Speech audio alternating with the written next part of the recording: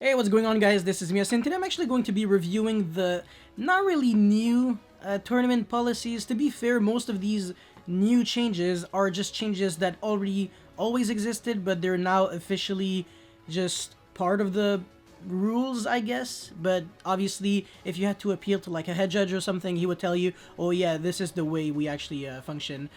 And I know I'm kind of late to the party. I actually did it on purpose. I just didn't want to upload this video at the exact same time as other people because it would just be kind of plain boring. So this is kind of my, I guess, reaction in a way to something that I'm already aware of. Most of it already, like I said, makes a lot of sense because it's just something that had to be clarified anyways. So Section 1, preparing to play, blah blah, this discussed, blah, and quiz, okay, sure. Floor judge, alright, so this is interesting because in regionals, this is actually sometimes not necessarily really kind of, I don't want to say it's not respected, it's just that you can kind of mess up by accident. So sometimes you would actually ask a question like to a judge, you would be like, okay, this is the situation, I'm trying to do this move, but it actually, but like, can I actually do it? Like, is it an illegal move? And the judge can't really answer you something that is like game related to, in a way, to like indirectly help you in a way, you know? Otherwise it would be considered like coaching, and this is exactly what they said. So the answers that the judge give you, basically it's when like a player, like when a play actually already performs, or when you're trying to like kind of like ensure that nothing illegal happens, but they can't say anything related to like, oh yeah, this move is better, you should actually do that instead. No, they can't do that. So once again, definitely something that already existed. And in my personal regionals, like Montreal, this was already kind of you know, it was already there, so yeah. Scorekeeper. This is funny. I don't think anyone's affected by this except for my boy Edie, because his name is Itipat, and of course when he uses his name for pretty much anything, he always writes Sam, but obviously when you want to register with like your, you know, even if you're like the most famous guy out there, obviously Itipat has like 330 something thousand subscribers, so when you're actually, you know, when you're actually going into a regional, everybody knows who you are, so you can kind of get away with writing like Sam, you know, and the last name, but now you actually have to, once again, now, it's, come on, and basically nothing new, but you really have to use your full official name, so you have to include like your middle name, your first name and last name as they are in your like actual ID card or something like that, like your real name basically, not just nicknames, not names that you are actually famous for. So yeah, no Sam, you have to be Edie. That's basically all there is to it. Well, Itipat, not Edie, that's the nickname that I give him. So, subsection 1, media, I hate this so much, man, it's just so annoying. This is for, I think, wait, yeah, okay, no, never mind, this is not it yet. Okay, whatever, I don't think this is anything yet. I was actually talking about Neuron, I'm going to talk about this right now, but identification, once again, basically, you have to really use, like, an actual official ID. You can't just be like, okay, yeah, that's my name, believe me, trust me. You know, I'm a popular guy. No, you really have to, they really want like actual big events and even regionals, honestly, to be you know, to kind of have like a professional feel in a way. They don't really want to allow just people to kind of I guess butcher it, right? It really has to be following like clean rules, and I can kind of understand that, honestly. Of course, if you're, you know, your place wasn't really respecting these rules in the first place, then then actually you're going to be, you know, going on with new rules, but obviously if this was already part of the policy, then you're not affected. This is what actually might change the game quite a lot. So technically, we already knew that you could use the new app Neuron to actually keep track of life points, but on top of being able to keep track on life points, you're actually able to take notes on a few things, but not notes on everything. I don't think you are allowed to take notes. No, of course not. You are not allowed to take notes on something like a SCARM during end phase search. that would just kind of be coaching yourself, like, I mean, helping yourself in an unfair way. You are allowed to take notes on mandatory effects, such as, you know, during the end phase, Farfa goes back to your field. That is 100% legal, because the thing is, if your opponent actually starts his turn, doesn't have his monster yet, and he's like, okay, main phase, like, doing plays and stuff, like, technically, there is no sharking that is allowed. Like, the monsters should still go back to the field. It's both players' responsibility to make sure that mandatory effects are fully resolving every single time.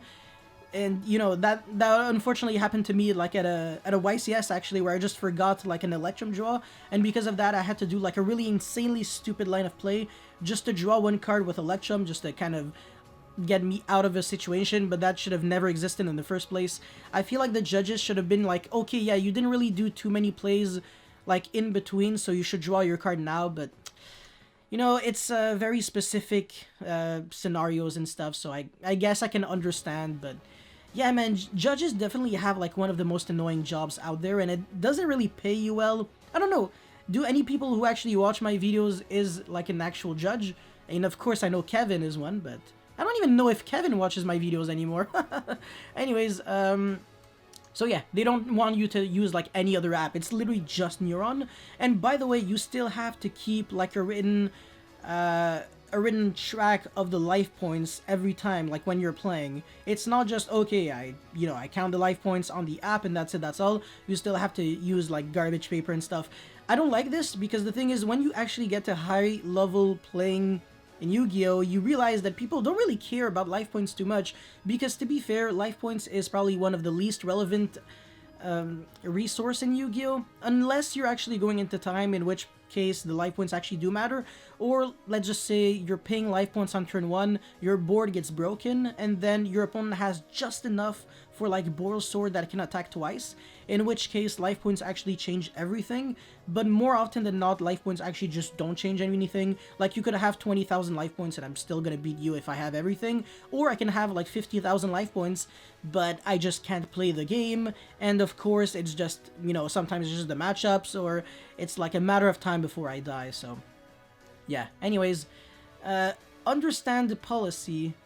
Okay, yeah, sure. So basically, they're just adding, like, the rules of, I guess, Speed Duel to, I guess, the rulebook, is it? Oh, official KD US trading card game tournament policy. Okay, sure. Whatever, it's addendums. I didn't even know that word existed. That's cute. Now, I don't know why they call this unacceptable behavior. It's basically just, yeah, you gotta wear masks, but the thing is, remember that we're not getting any regionals or YCSs for God knows how long, and I think it would be foolish to actually plan them ahead, because the thing is, we basically just, the situation is not getting any better. My locals are just barely opened, and of course, I work almost 80 hours a week, I just can't attend anything, so not the best situation for me. But yeah, it's just, I don't know, this to me makes no sense. Like, of course, if you go into a locals, you're gonna have to wear the mask, but that's not because of Konami's policy, it's because of your freaking country's policy. So this is just, like, a reminder in case you're, like, that stupid, honestly. And, yeah, accommodate health requirements in different areas. Obviously, this was just super unnecessary. Anyways, proper attire. Okay, sure, you basically need to, like, be properly dressed, you gotta take a shower, you gotta know what deodorant actually is. You know, it happens, honestly. Sometimes I go to events and I see people who are, I don't know, yeah. Section 4, tournament play, deck registration. Okay, I don't think this changes anything for anyone, because honestly, the best way to register is by printing out a copy of your deck list with Dueling Book, and then that's it. You already have everything. You don't have to worry about, you know, just writing. It's basically drag and drop on Dueling Book, so why would you waste so much time with Neuron? I guess the thing is, basically what Konami's trying to do is, because since they never really had something like DB in the first place, them creating something like Neuron is actually very smart for them, because they're kind of creating like an only door, I guess. I don't know how to say it, but basically it's the only legal, like, way of doing what they want people to do. And eventually, I hope they won't take DB, but eventually Neuron might be the only way we, like players, are actually going to be able to do stuff like that. So right now there's just no reason to, use Neuron, I feel like, because everything that you can use with Neuron can be done in like another way, except for the what I'm about to say afterwards, which is actually like the foreign like translations and stuff. But yeah, with Neuron, it's just not a powerful enough application. And the one thing that I think would be really cool is if you could actually register like fully online, pay online, everything online, and then when you come, there's just nothing to do. Your name's already no, okay, you still have to say, okay, I exist, let me in, but yeah, otherwise, yeah, everybody would just kind of pay. You could have like 20,000 tournaments event and then no one shows up. So that would just be like really, really stupid. Obviously, you would still like lose $25. But yeah, you would have to like come inside and then claim your 5 packs after paying online. That could be nice. That could be something that maybe they could do on the Konami website. That would be a great way, I think, of not only just encouraging, but actually forcing the player base of using their applications and software. Because right now, like I said, there's just no reason to use Neuron. Well, there's one, yeah. Anyways, deck registration sleeves. Alright, this is what everyone was super hyped for. This actually I don't think ever existed in the TCG, but I could be wrong. I have been playing Yu-Gi-Oh! For a while, but not competitively for a while, only for like 6 years or something. And I have no idea if double sleeving was legal back in 2003 or something, but now it is 100% legal, so that's actually kind of crazy because mark sleeves are mark sleeves. Whether you do it with like just single sleeved cards or double sleeved cards literally changes nothing. The only difference with double sleeving is if you're playing a 60 card deck, it's actual total cancer. So please don't double sleeve in 60 card decks. It actually feels like an 80 or 90 card deck. I swear on my life, you should actually try it out. It's really frustrating. But what's really cool about double sleeving is that your actual cards, they're just so like I don't know, they're so like the exact opposite of fragile that they just never bend, and they always like they're nice to have in your hand, they're comfortable in your hand. Yeah, that's basically it for double sleeving. It's pretty cool. I think it's nice. Tournament materials, what has changed, blah blah, nothing. We've clarified that, of course, you gotta use paper records for life points, not just the app, so I don't know. Note-taking, once again, effects that are necessary to maintain a legal game state. Farfa is just, I guess, a good example if, your memory is not necessarily too good. But things that are optional, like end phase, multi-roll, end phase scar, no.